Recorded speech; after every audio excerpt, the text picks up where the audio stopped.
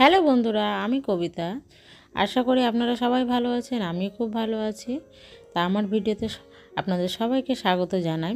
আজকে আমি চলে যাচ্ছি, দেখতেই পাচ্ছেন আমি লোকাল ট্রেনে উঠে গেছি। এখানে আমার মা, বাবা, ভাই, আমার হাজব্যান্ড, আমি সবাই মিলে আমরা যাচ্ছি বাবা তারকেশ্বর মন্দির। লোকাল ট্রেনে উঠে গেছি, সকাল সকাল স্নান ধান করে তারপর বেরিয়ে পড়েছি। তারপরে আমরা লোকাল ট্রেন থেকে নেমে এই তারকেশ্বর স্টেশন থেকে আমরা টোটো ধরে যাচ্ছি বাবার মন্দিরের উদ্দেশ্যে। সেখানে মন্দিরে টোটো থেকে মানে সে দিনটাও গরম পড়েছে। ভিডিওটা পুজোর আগেই করেছিলাম আর মা বাবা যখন এসেছিলো, কিন্তু আমি কাজবশত এত ব্যস্ততার মধ্যে দিয়ে আমি এডিট করার সময় পাই না, ডাবলিং করার সময় পাই না। তো দুঃখিত বন্ধুরা, আমি সময় মতন ভিডিওগুলো আপলোড দিতে পারি না। তো পরে করেই আমি দিচ্ছি।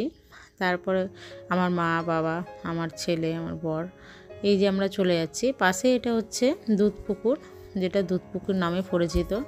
তো আমরা সেখানে যাচ্ছি বাবার মন্দিরের সেই পুকুরের পাশ দিয়ে যাচ্ছি। পাশে অনেক দোকান।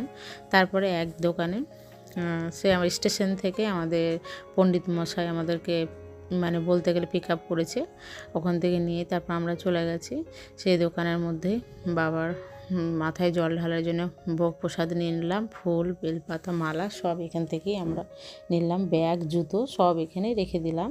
তারপর আমরা দুধ পুকুরে পা হাত ধুয়ে মাথায় জল টল দিয়ে তারপরে এই যে আমার ছেলেকেও নামিয়েছি, আমার মা, বাবা সবাই মিলে আমরা দুধ পুকুর থেকে ধুয়েটে এই চলে যাচ্ছি বাবার মন্দিরের উদ্দেশ্যে।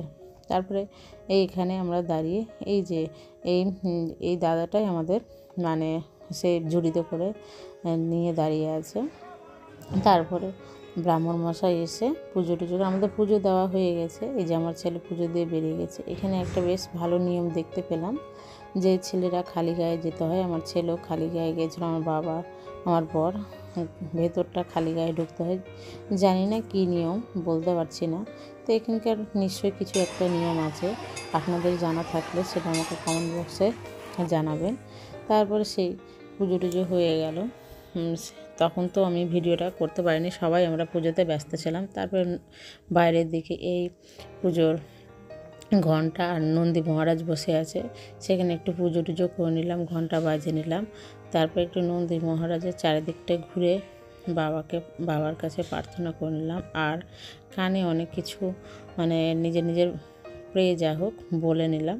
তারপরে পুজোর শেষে ভাবছি যে একটু এগুলো বাবার ভোলেনাথের তিলক বলতে গেলে মাথায় কাটাই যায়। তারপরে সেই তিলক দেওয়া হলো। আমার মা পুজো টুজো দিয়ে এবার চলে আসছিলাম আমরা, তখন মা দুধ পুকুরে পয়সা বলতে গেলে মা পয়সা দান করলো। আমার ছেলে সে দোকান দেখে এত ব্যস্ত হয়ে গেছে খেলনা নেওয়ার জন্য, এই যে গদা নিয়ে নিয়েছে, মানে ব্যস্ত হয়ে গেছে, গদা না হয়ে গেছে। আমার বর বলছে ডুকডুকি নে, কিন্তু ও নেবে না। তারপর আমাকে রুদ্রাক্ষ মালাটা পরে বেশ ভালোই লাগছিল। আমার বর মশাই বললো মালাটা নিলাম, সুন্দর লাগছে। তো আমি এত বড় বড় রুদ্রাক্ষ মালা নিইনি, একটা ছোট রুদ্রাক্ষর মধ্যে মালা নিয়েছি। তো তারপরে বেজে উঠলো কানে ঢাকের আওয়াজ যে ভোগ আরতি শুরু হয়ে গেছে দুপুরে। তাই আমি দেখতে আসলাম, কিন্তু এত ভিড় মানে কিছু আমি তো ঢুকতেই পারলাম না। দূর থেকে যতটা পারলাম ভিডিও করেছি, আর সামনের দিকে তো মোবাইল ক্যামেরা অ্যালাউ নেই, তাই সামনের দিকে যেতে আমি ভয় করছিলাম, বকাবকি করবে বলে। তো পিছন থেকে আমি করছিলাম, আর ভেতরটা এত অন্ধকার কিছু বোঝা যাচ্ছিল না। তো তারপরে প্রচুর খিদে পেয়েছে, সারাদিন না খেয়েছিলাম। তারপর একটা নিরামিষ হোটেল দেখে আমরা সেই খাবার হোটেলে ঢুকে পড়লাম। ডাল, ভাজা, ধোকলা ছিল, আলু পটলের সবজি, তার পাঁপড় ভাজা। আর এই যে আমরা খেয়ে আমরা এখান থেকে বেরিয়ে পড়লাম। কেমন হয়েছে ভিডিওটা অবশ্যই আমার কমেন্ট বক্সে জানাবে। আর নতুন নতুন ভিডিও পেতে আমার চ্যানেলকে অবশ্যই সাবস্ক্রাইব করবে। টাটা।